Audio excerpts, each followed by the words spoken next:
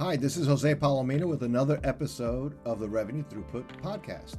And today's guest is Bri Seeley from briseeley.com. And Bri works with all kinds of entrepreneurs, helping them really either get started, get going, or get to the next level. So we're very excited to have Bri on our show, and let's welcome her now. Well, welcome Bri to the Revenue Throughput Podcast. Hello, thank you so much for having me.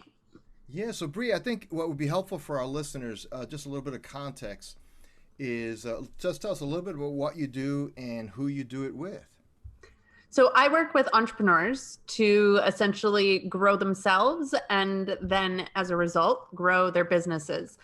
So I work with entrepreneurs who are just getting started and have no idea how to get a business started. Okay. I also work with solopreneurs who have been doing kind of everything themselves and are looking to start scaling, looking to start bringing on a team. And then I work with entrepreneurs that are around the $500,000 mark, looking to scale up past seven figures as well. Okay. Wow. Well, that's a nice range. But so I guess my question would be, one of them that come to mind is that what do this group, the entrepreneurs, solopreneurs, and these, budding corporatepreneurs, right? What would they have in common? What do you see most common? Is there a common thread, or do they tend to be a little bit different in each case? I mean, I think the biggest thing kind of for any business owner and entrepreneur is that there's never a map, right? Like all of us have our own journeys. All of us have our own skill sets, our own values, our own visions in the world. And so when we are working for someone else, we're essentially following their vision, and we are given a map of what needs to happen, how we need to create it, what we need to do. As an entrepreneur, you don't have that. And I think one of the biggest challenges most entrepreneurs face, no matter what stage they're in, is really like, okay, I know what I want. How do I get there? Like, what are the steps I take to actually bring this vision to life? And so regardless of what stage of entrepreneurship, I think that's always, in fact, I had a podcast for a few years called But How, because that was like the biggest question that I got from everyone was like, but how? Wow. Well, that brings to mind, you'll see things, and there's a million ebooks and guides and websites that say, like, you need a content marketing strategy, right? So I can imagine somebody who's just like left their corporate gig and they have a vision for doing some kind of coaching or whatever they think their passion or ability is. And they read that and they say, well, you just need to have a great content strategy with great content. But how, right? It's like there's a big gulf between that desire and doing.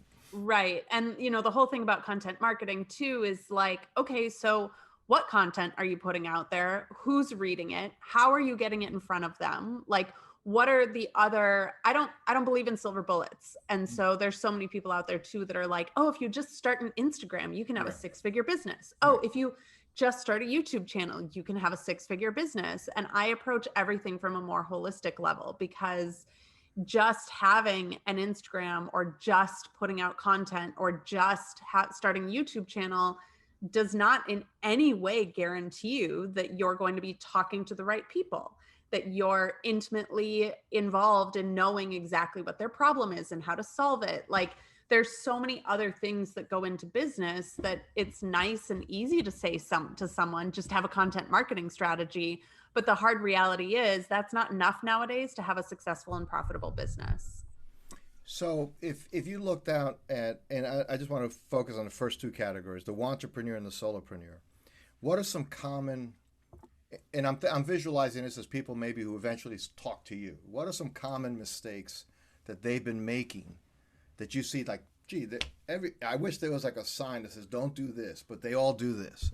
Is there something like that? One of them is kind of what I was just saying, is that they get sucked into all these like, oh, I'm just going to buy this course on like having a successful Instagram and then I'll have a 6-figure business.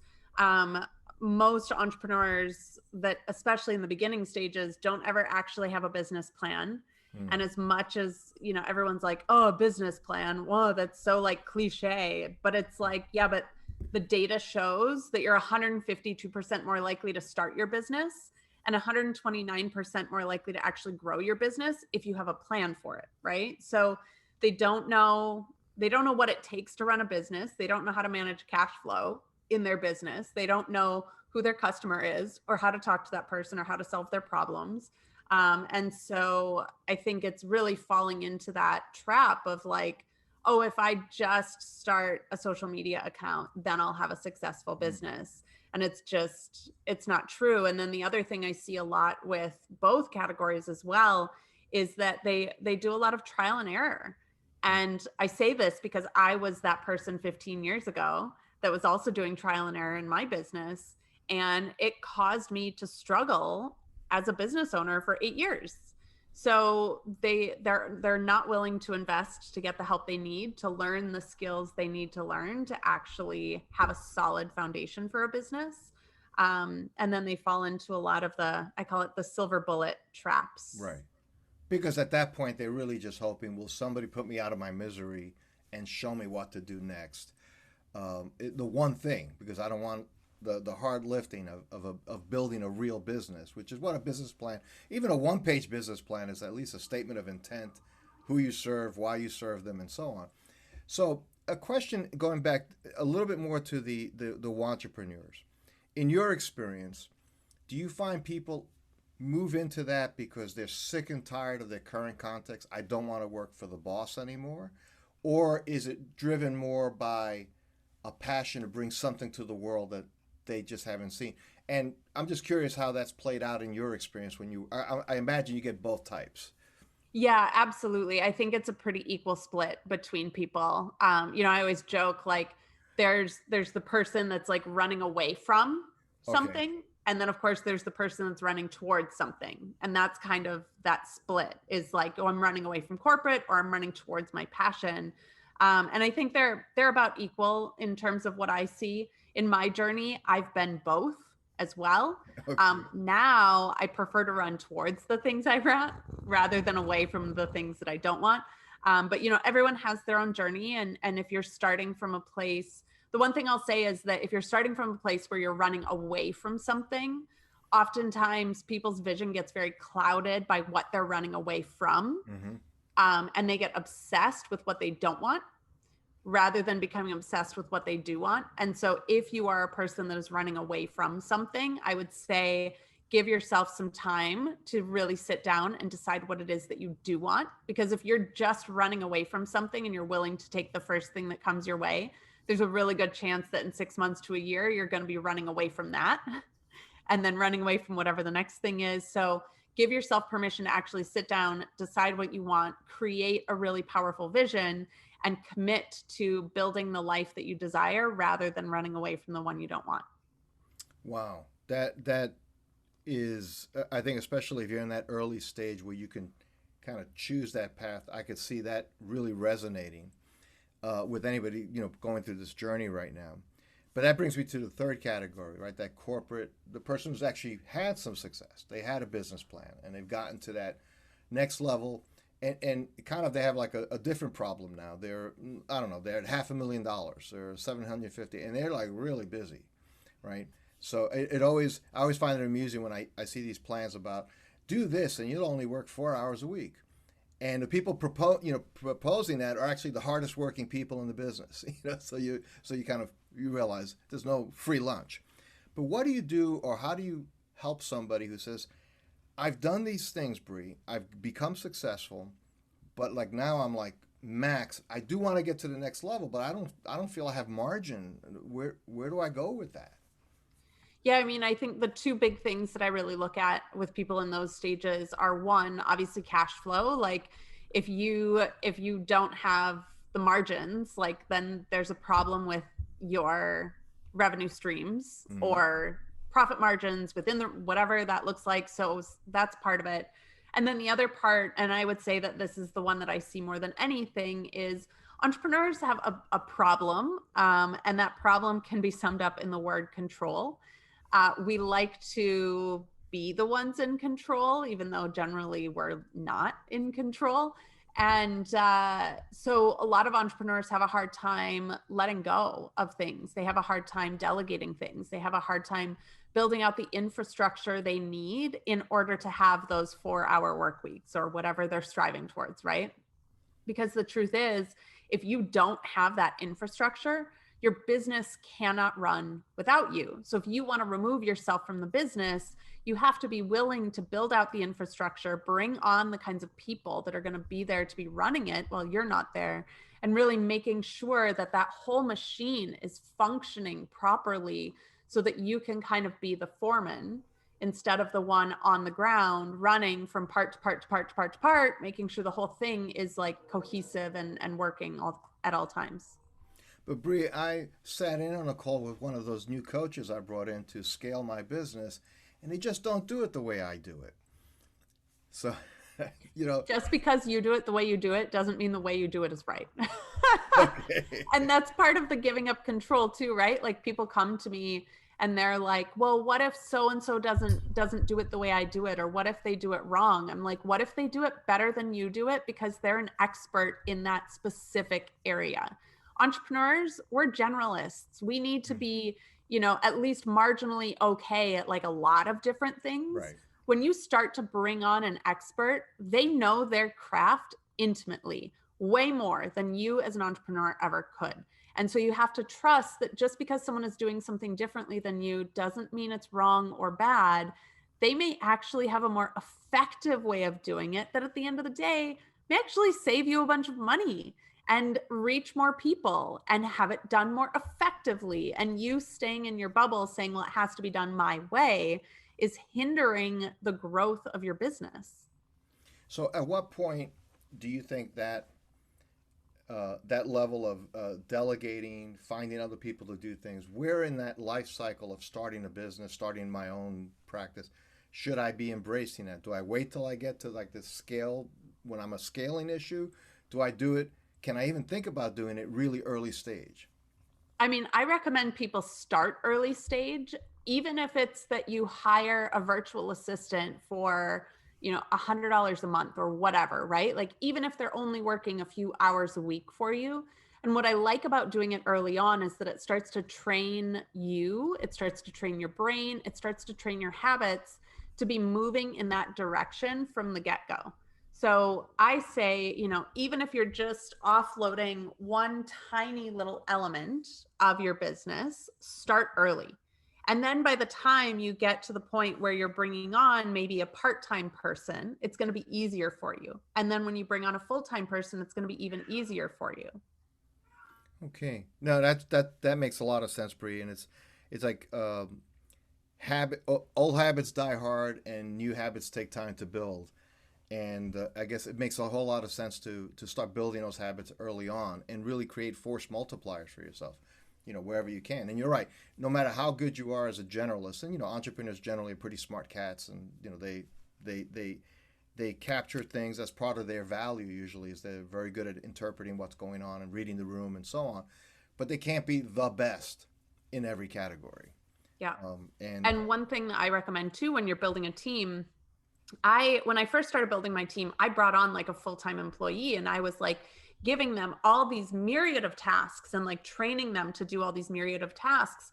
But the problem with that again is that then that person became a generalist. She was never an expert in any of the things. And so now when I build out teams, I have someone that's an expert in pitching me to speak. I have someone that's an expert in advertising. I have someone that's an expert in building out classes and funnels and things like that. And I bring on people that are experts in their niche instead of having like full-time employees, because it's easier. Well, one, it's easier for me to manage people that already know what they're doing. And two, it's better to have experts in each of their respective areas and have multiple people than to have one person that I'm then trying to constantly train in these new things that they don't know. So when building a team, I always say, like, how can you hire out for a person that maybe only works for you 5 hours a week, but they're in those 5 hours doing what they're best at? And that requires also, though, something that I think a lot of entrepreneurs, especially in the services arena, could be pretty good at. But I'm be interested in your take on this. When you start bringing on those different talented people that go deep in their areas, communicating really clearly what your expectations are, as opposed to just your feelings. Like, because I've seen people have delegated work out and they're frustrated by the work they get back. But when you unpack it, you realize, well, you didn't really give a really clear instruction. You said you wanted a wall over there. That's not the same as saying I need a 12-foot wall that's 8 foot high made of this material. So what's your experience there been in terms of just helping people be better at communicating what they want, especially in a world of they're delegating to a lot of these virtual resources that are out there? Yeah, the first thing that comes up for me is that I like to have conversations that center around agreements versus expectations. Hmm. Agreements are when two people come together and they agree on something, right? Expectations are when you're sitting here thinking that the person knows exactly what you want, but you're not fully telling them. And then you're just assuming that they're going to give that to you without them being in agreement, one, of what they're doing, and two, of the parameters in which they're doing it.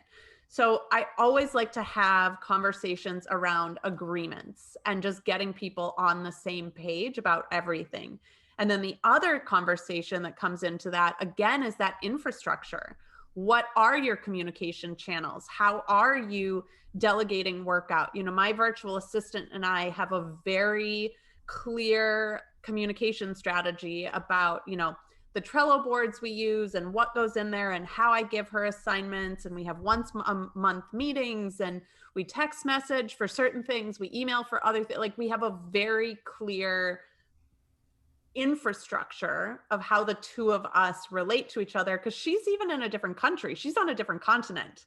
You know, she's in Argentina. And so for me and her to be on the same page, we have to have a very good infrastructure. So one, agreements versus expectations, and two, building out that infrastructure to make sure that the two of you are remaining in agreement about those preliminary conversations that you had. Well, what's interesting about this is, and for many of our listeners who are running companies with staff and infrastructure already built out, but these things, what you just described, are good best practices even in that context.